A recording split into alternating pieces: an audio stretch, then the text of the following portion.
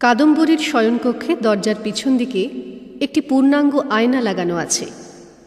সদ্য স্নান সেরে এসে সেই আয়নার সামনে দাঁড়িয়ে চুল আঁচড়াচ্ছেন কাদম্বরী, গান গাইছেন গুনগুনিয়ে।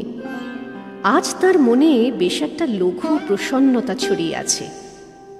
কাদম্বরী শুধু একটা জাম রঙের শাড়ি পরে আছেন, মাথার চুলে একটি বেশ বড় আকারের নতুন চিরুনি। আয়নার ভেতরের কাদম্বরী দেখছেন মানুষ কাদম্বরীকে। অনেকদিন পর তিনি সম্পূর্ণ সুস্থ বোধ করছেন। মুছে গেছে চোখের নিচের কালিমা, ত্বকে এসেছে মসৃণ ও উজ্জ্বল্য। চিরুনির ডগায় সিঁদুর মাখিয়ে সিঁথিতে লাগাতে লাগাতে কাদম্বরী হঠাৎ চক্ষু দুটি ঘুরিয়ে মুচকি হাসলেন। আয়নার সামনে বেশিক্ষণ দাঁড়ালেই নানা রকম ছেলে মানুষই করতে ইচ্ছে যায়। যেবারে তিনি স্বামী ও কনিষ্ঠ দেবরটির সঙ্গে অলীকবাবু নাটকে হেমাঙ্গিনী সেজেছিলেন, তাতে এইরকম একটি ভঙ্গি ছিল। জ্যোতিরিন্দ্রনাথ তখন বলতেন, তুমি আয়নার সামনে দাঁড়িয়ে রোজ কিছুক্ষণ পাঠ বলবে, তাহলে দেখবে অভিব্যক্তিগুলো ঠিক হবে। আয়নার সামনে এরকম পাঠ অভ্যেস করার সময় রবি এসে মাঝে মাঝে দাঁড়াতো পেছনে। এই চোখ মুখ ঘোরানো ও ওষ্ঠ টেপা হাসিটি দেখেই সে পরে লিখেছিল, কটাক্ষে মরিয়া যায় কটাক্ষে বাঁচিয়া উঠে, হাসিতে হৃদয় জুড়ে হাসিতে হৃদয় টুটে। কাদম্বরী মাঝে মাঝে বলতেন, রবি, তুমি ছেলেদের সঙ্গে মেশো না কেন? তোমার বাইরের কোনো বন্ধু নেই? সেই রবির আর এখন দেখাই পাওয়া যায় না। তার অনেক বন্ধু। আজ দেখা হবে, অনেকদিন বাদে আজ সবাই মিলে একসঙ্গে আমোদ আহ্লাদ করা হবে। বহু পরিশ্রম ও অর্থ ব্যয়ের পর জ্যোতিরিন্দ্রনাথের প্রথম জাহাজ জলে ভেসেছে। সাধ করে নাম রেখেছেন সরোজিনী, তার সবচেয়ে বিখ্যাত নাটকটির নামে। আর কয়েকদিনের মধ্যেই জাহাজটি বাণিজ্যিক যাতায়াত শুরু করবে পূর্ববঙ্গে। আজ গঙ্গাবক্ষে জ্যোৎস্না রাতে সেখানে হবে এক পারিবারিক উৎসব। দুদিন ধরে ওই জাহাজে জ্ঞানদানন্দিনী, রবি ও জ্যোতিরিন্দ্রনাথ রয়েছেন। ওরা কাজে ব্যস্ত ঠিকই, কিন্তু একসঙ্গে কাজ করার একটা আমোদও তো আছে। তার থেকে বাদ পড়েছেন কাদম্বরী। এই চিন্তার যন্ত্রণা তাঁর বুকে কাঁটার মতন বিঁধে আছে। তবু কাদম্বরী ঠিক করেছেন, আজ আর কোনো গ্লানি রাখবেন না। আজ জ্যোৎস্না রাতের উৎসবে তিনি যোগ দেবেন সম্পূর্ণ খোলা মনে। জাহাজটি রয়েছে শ্রীরামপুরের কাছাকাছি। শুধু তাকে নিয়ে যাবার জন্যই তার স্বামী আসবেন এতটা পথ উজিয়ে। যত্ন করে শরীর ধুয়ে নিয়ে কাদম্বরী শাড়ি বদলাতে লাগলেন। কত শত মূল্যবান শাড়ি জমে আছে, পরাই হয় না। বাড়ি থেকে না বেরোতে হলে এইসব জমকালো শাড়ি আর কে পরে? জ্যোৎস্না রাতে নীল রং মানায়। অনেক শাড়ি ঘাটাঘাটি করে শেষ পর্যন্ত কাদম্বরী পছন্দ করলেন গাঢ় নীল রঙের নয়নসু সিল্কের শাড়ি। আলতা দাসীকে আগে থেকেই খবর দেওয়া ছিল, সে এসে দু পায়ে আলতা পরিয়ে দিয়ে গেল। তারপর কাদম্বরী একসঙ্গে 12টি ধূপ জ্বালিয়ে সেই ধূপের ধোঁয়া লাগালেন তার চুলে ও 2 স্তনের মাঝখানে। ভুরুতে দিলেন কাজল, সুরমা আঁকলেন চোখে। 2 বগলের নিচে বেশ কিছুক্ষণ চেপে ধরে রইলেন কয়েকটি করে চাঁপা ফুল। আতর কিংবা বিলিতি সুগন্ধের চেয়ে এইসবই কাদম্বরীর পছন্দ। সাজ শেষ করে খোঁপায় জুঁইয়ের একটা মালা জুড়িয়ে কাদম্বরী আবার দাঁড়ালেন আয়নার সামনে। নিজের রূপ নিয়ে গুমর করতে নেই। কাদম্বরীর মনে পড়ল, বেশ কিছুদিন আগে রবি তাকে একবার সাজতে দেখে বলে উঠেছিল, অশোক বসনা যেন আপনি সে ঢাকা আছে আপনার রূপের মাঝার, রেখা রেখা হাসিগুলি আশেপাশে চমকিয়ে রূপেতেই লুকায় আবার। আজও কি সেই রকম সাজ হয়েছে? বেশি বেশি হয়ে যায়নি তো? রূপের মধ্যেই রূপ লুকিয়েছে নাকি? ভাবতে ভাবতে তিনি দারুণ চমকে উঠলেন। কোকিল ডেকে উঠল 6 বার। তাহলে তো সময় হয়ে গিয়েছে। সিঁড়ি থেকে শোনা যাচ্ছে তার স্বামীর পদশব্দ। দরজা খুলে তিনি বললেন, হুলোর মা, দেখো দেখি কেউ এলো না।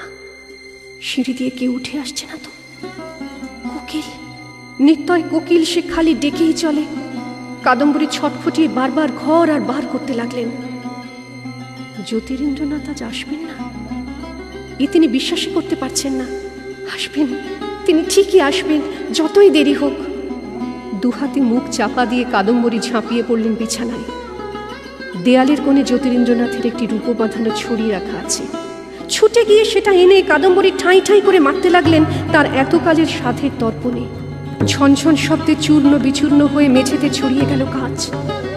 কাল্পনিক কোনো শব্দ শুনে চেঁচিয়ে উঠলেন, কে কে? কোনো সাড়া নেই। তিনি বাজ পাখির মতন তীক্ষ্ণ কুটিল চোখে চেয়ে রইলেন বন্ধ দরজার দিকে। তারপর আপন মনে বললেন, কেউ না বুঝি বাতাস? আজ থেকে বাতাস, তুমি আমার কেউ না। মধ্যরাতের জ্যোৎস্না, তুমি আমার কেউ না। বারান্দায় যত ফুল ফুটে আছো, তোমরা আমার কেউ না। কাদম্বরী অসহিষ্ণুভাবে মাটিতে পা ঠুকে ঠুকে বলতে লাগলেন, আমি যাব, আমি যাবই। ওদের আনন্দ উৎসবের মধ্যে গিয়ে আমি জোর করে বসবো। ইচ্ছে মতন পাখি হতে পারলে কত সুবিধে ছিল। একবার আকাশে উড়াল দিলে পথ চেনার কোনো সমস্যা নেই। কাদম্বরী ছুটে গেলেন পাশের ঘরে, চাবি দিয়ে খুললেন দেয়াল আলমারি। তার ভেতরের একটি গুপ্ত স্থান থেকে বার করলেন একটি গয়নার বাক্স, চন্দন কাঠের তৈরি, ওপরে হাতির দাঁতের কারুকাজ করা। এই পেটিকায় স্বর্ণালঙ্কার নেই, শুধু হিরে, চুনি, পান্না, মুক্তোর মালা। সেগুলি সরিয়ে সরিয়ে তলা থেকে বার করলেন একটা কাগজের মোড়ক। এর মধ্যে রয়েছে 4খানা কালো রঙের বড়ি। এই বড়ি খেলে পাখি হয়ে উড়ে যাওয়া যায়। বিশু নামে এক কাপড়ুলির কাছ থেকে এগুলো সংগ্রহ করে রেখেছেন কাদম্বরী। সে ঘুমের ওষুধ দেয়, একটু ঘুম, বেশি ঘুম, গহন ঘুম, মরণ ঘুম।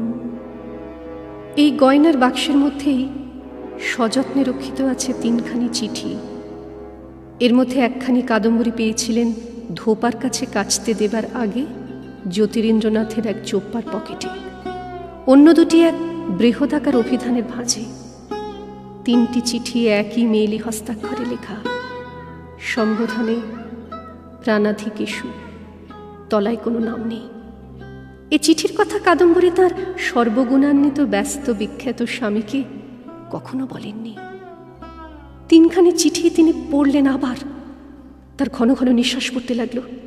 অত্যুজ্জ্বল হলো 2 চক্ষু, সমস্ত রোমকূপে জ্বালার অনুভূতি।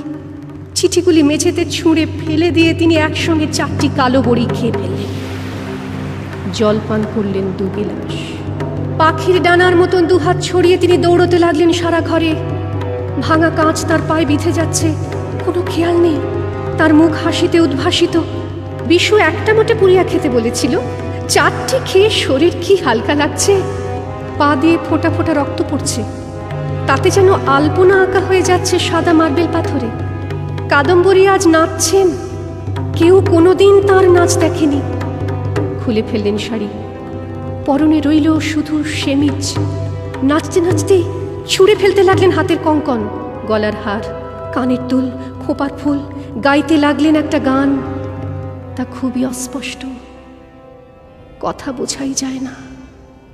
এক উচ্ছ্বসিত জলপ্রপাতের মতন কান্নায় আন্দোলিত হলেন কাদম্বরী। আর্তস্বরে বলতে লাগলেন, রবি, রবি, আমি চলে যাচ্ছি। তোমার কবিতা, তোমার গানই আমাকে বাঁচিয়ে রেখেছিল। তোমার রচনার মধ্যেই আমি নিজেকে খুঁজে পেয়ে ধন্য হয়েছি। রবি, আমি চলে যাচ্ছি। নতুন বৌঠান এখন পুরাতন হয়ে গেছে। সেই পুরাতন আজ বিদায় নিচ্ছে। আর দাঁড়াতে পারলেন না কাদম্বরী। তার শরীরটা দুমড়ে মুচড়ে ভেঙে পড়ল কঠিন পাথরে। জোর শব্দে তার মাথা ঠুকে গেল।